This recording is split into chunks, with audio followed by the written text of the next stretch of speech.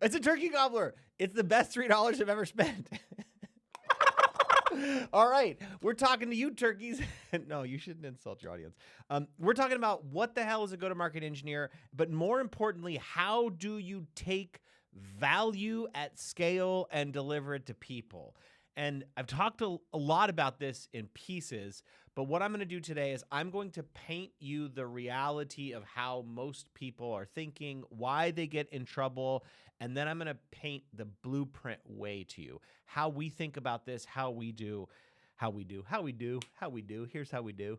And you'll be able to finally understand exactly how to think about a go-to-market engineer, what is their value, how to scope it. I also have worked an insane amount over the weekend on trying to automate this process. So you'll be able to pay $10 and get like a full go-to-market engineer scope that follows this process. And it's a $10 per time. So you can do as many domains you want. $10. That's, I'm going to go to the $10 too. All right, let's dive in. I'm going to ask you to close one eye. First, close my right eye. Is it your left eye? And then the other way around. All right. Focus just on this side. Maybe I should like put my face here. Ah! Okay. No, I can't do that. So you used to pick accounts by demographics. You'd be like, well, they're 20 to 50 employees and they're in Louisiana and they work in tech. Okay, so you've got a list.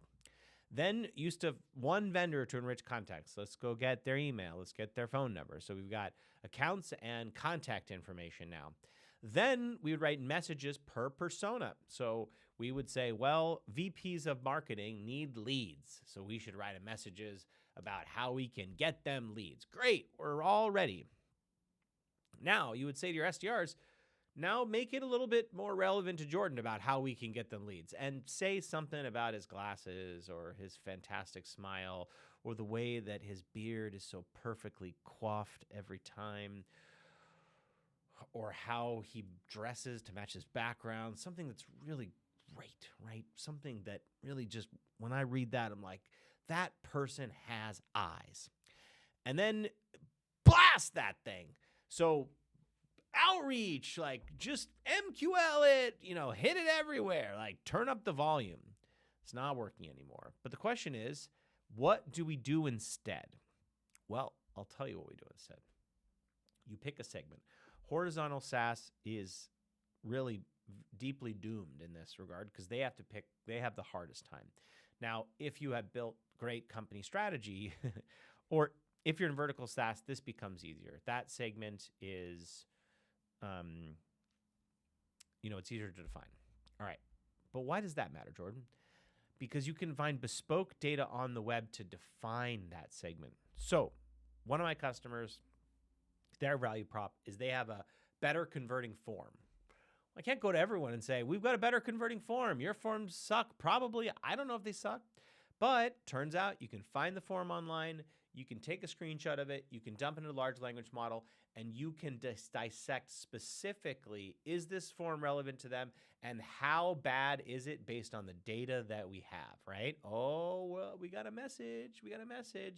And that means that we can create a list around the message. The list is the message. We can build a list based on the insight.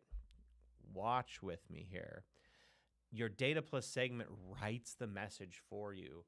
Jordan, your lead gen form asks for first name, last name, birthday, mother's maiden name, and social security number. We have found a 86% drop-off when you don't just ask for the first name first. When Jessica did this exact same thing, her conversion rate skyrocketed 87%. Do you want to see what your new form could look like? I've already built it for you. Just let me know. Writes itself. But what does that mean? That means that you can scale the insight to enthrall. And that is the thing. This is a message that people would pay for, right? It's like, look at that guy. He bottled up the magic. He deployed the magic to the segment where everyone's going to go bananas.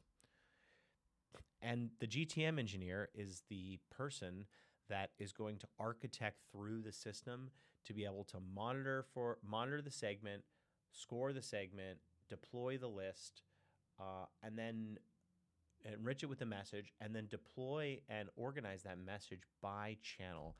This is why the go-to-market engineer is not RevOps. This is the new way to think about this problem. And really, this is why, if you ask the question, what would you send at low scale based on your initial research? The only problem you have then is, how do you find that data at scale? Then how do you operationalize that data into your systems? This is the way forward. Thank you so much for watching, and have a beautiful Monday.